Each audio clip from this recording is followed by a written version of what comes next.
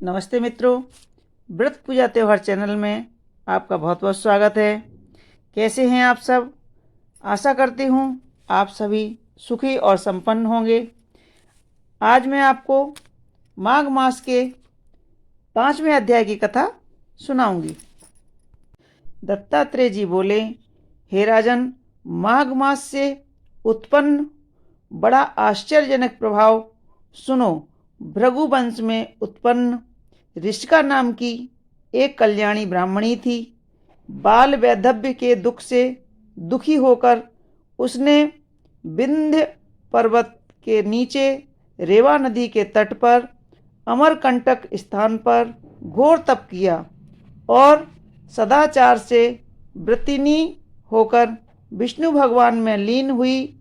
जितेंद्रिय, सत्य निष्ठा तथा कम बोलने वाली, दानशीला तथा शरीर को सुखाने वाली वह ब्राह्मणी पहले ब्राह्मणों और पितरों को देकर बाद में अग्नि में आहुति देकर उच्च व्रति धारण कर वह सर्वदा छठे काल में भोजन करती थी।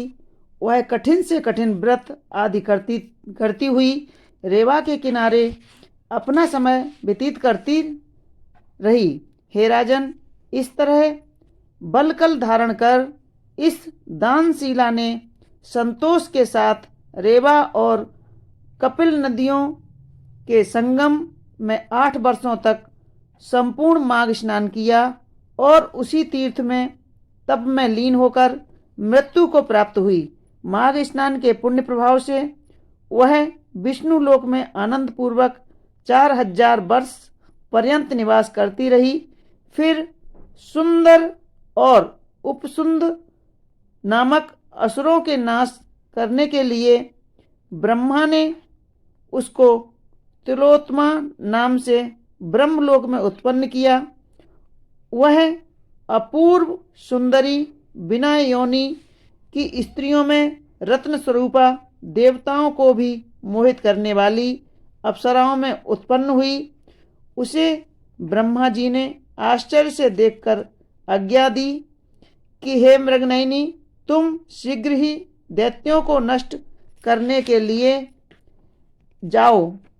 तब वह सुंदरी वीणा लेकर ब्रह्मलोक से चली और पुष्कल पथ से होकर वहां आई जहां पर देवताओं के शत्रु थे। वहां रेवा नदी के पवित्र जल में स्नान करके पलाश के पुष्प के समान लाल परिधान पहनकर, सुंदर नूपुर और कटी में करधनी बाँध पहरे तथा कंठ में मोती की माला और कान में कुंडल से शोभायमान, बालों में चमेली के फूल, मूत अशोक वृक्ष के नीचे बैठकर सुरीले स्वर में गीत गाती हुई वीणा बजाती अशोक वन में कुमारी तिलोत्मा बैठी थी। हे राजन, सैनिकों ने आश्चर्यचकित होकर चंद्रमा की कला के अनुरूप वह तिलोत्मा को देखा और शीघ्र ही सुंद और उपसुंद के पास जाकर उसके आने का समाचार कहने लगे। हे असुरराज, न जाने वह देवी है या दानवी, यक्षिणी है अथवा स्त्री रत्न है। आप दोनों उस अबला का उपभोग करने योग्य हैं। वह थोड़ी ही दूर पर अशोक वन में बैठी हुई है। कामदेव को भी मोहने वाली उस स्त्री को आप दोनों ही शीघ्र चलकर देखिए। सेनापति के वचनों को सुनकर दोनों सुंद, उपसुंद, मदिरा पात्रों तथा हजारों स्त्रियों को त्याग कर उस जलाशय से निकलकर कालदंड के दृश्य गदाओं को लेकर जल्द से वहां पर गए। हे राजन, जहां पर वह सुंदरी उन असुरों की काम की अग्नि भड़काने के लिए बैठी थी, वे दोनों उसके रूप पर मोहित होकर तथा उन्मत्त होकर आपस में कहने लगे, हे भाई, आप इसके पास से हट जाइए। मदिरा के सदृश नेत्र वाली वह स्त्री हमारी भार्या होगी। दूसरा कहने लगा, नहीं, हमारी भार्या होगी।